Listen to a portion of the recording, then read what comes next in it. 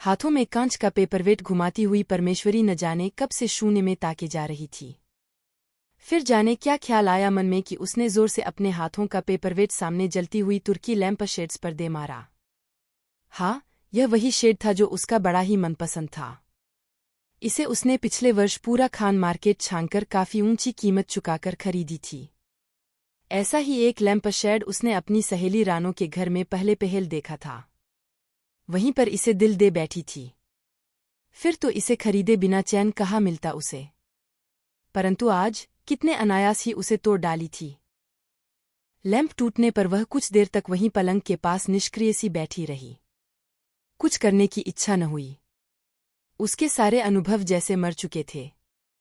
तभी बैठक की घड़ी ने डिंग डांग करते हुए 6 बज जाने की घोषणा कर दी। परमेश्वरी ने उसे एक बार आंख उठाकर देखा। फिर वह बुदबुदाई, उफ़्फ़, अब तक तो शादी शुरू भी हो गई होगी। उसने एक लंबी श्वास खींची।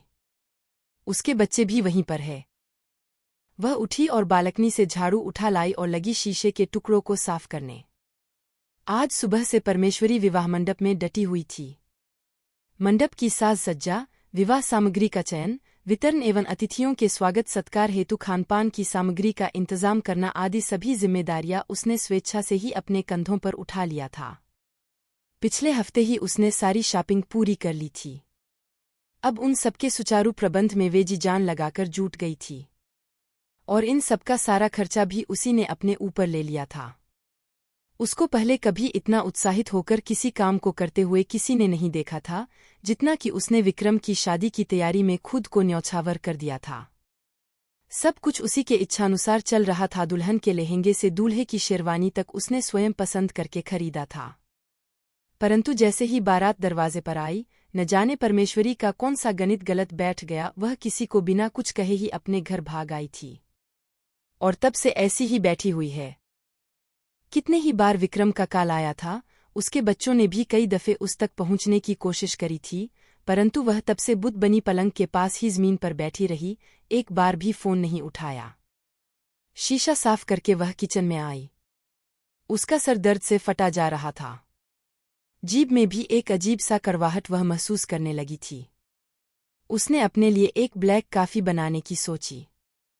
अभ्यस्त हाथों से ब्लैक कॉफी बनाने के बाद उसने साश्चर्य देखा कि बेख्याली में उससे 2 कप कॉफी बन गए थे, जैसा कि वह पिछले 20 वर्षों से अपने और विक्रम के लिए बनाती आई थी। हाँ, उनकी शादी के आज 20 वर्ष पूरे हो जाते, अगर वह विक्रम को पिछले महीने डाइवोर्स न दे चुकी होती। उसके पास दूसरा ऑप्शन ही क्या था। जब उसे पता चला कि 2 बच्चों के पिता होकर भी विक्रम अपनी सुंदरी सेक्रेटरी वेदिका से चक्कर चल रहा है, इतना ही नहीं दोनों काफी सीरियस भी थे अपने रिश्तों को लेकर, फिर वह दाल भात मूसलचंद क्यों बनती। परमेश्वरी आर्थिक रूप से कभी भी विक्रम के भरोसे नहीं रही थी। वह शादी से पहले भी नौकरी करती थी और आजकल मल्टीनेशनल कंपनी में न केवल काफी अच्छे पोस्ट पर है, बल्कि उस कंपनी की शेयर होल्डरों में से भी वह एक है। वह स्वयं अपना और बच्चों का पेट आराम से पाल लेगी। लेकिन विक्रम के बिना वह अकेली कैसे रहेगी। उनकी तो लव मैरिज थी ना। फिर इतने वर्षों का साथ था, उसने अब तक किसी को यह समझने न दिया था। हमेशा से ही एक सशक्त औरत बनी रही, वरना कौन स्त्री अपने पति की दूसरी शादी इतने धूमधाम से करवाती है।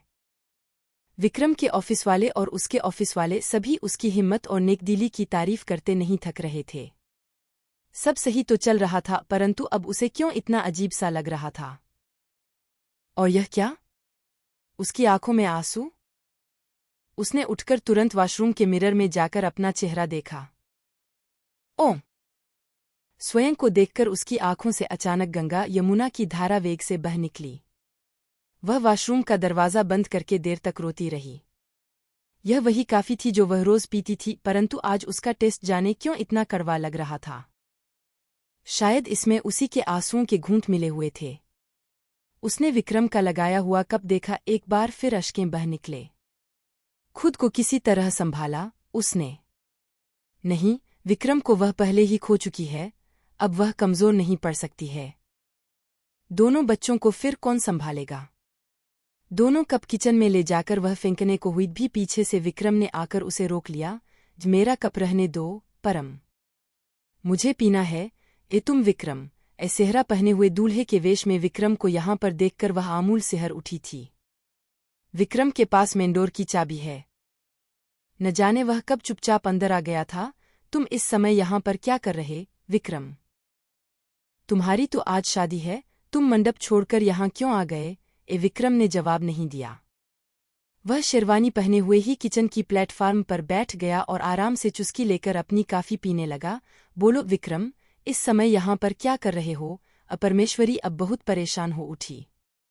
न जाने क्या बात थी। विक्रम ने उसकी ओर देखा और सीरियस टोन में बोला, काफी पी रहा हूँ, जो वह तो देख रही हूँ, पर मंडप छोड़कर क्यों आए?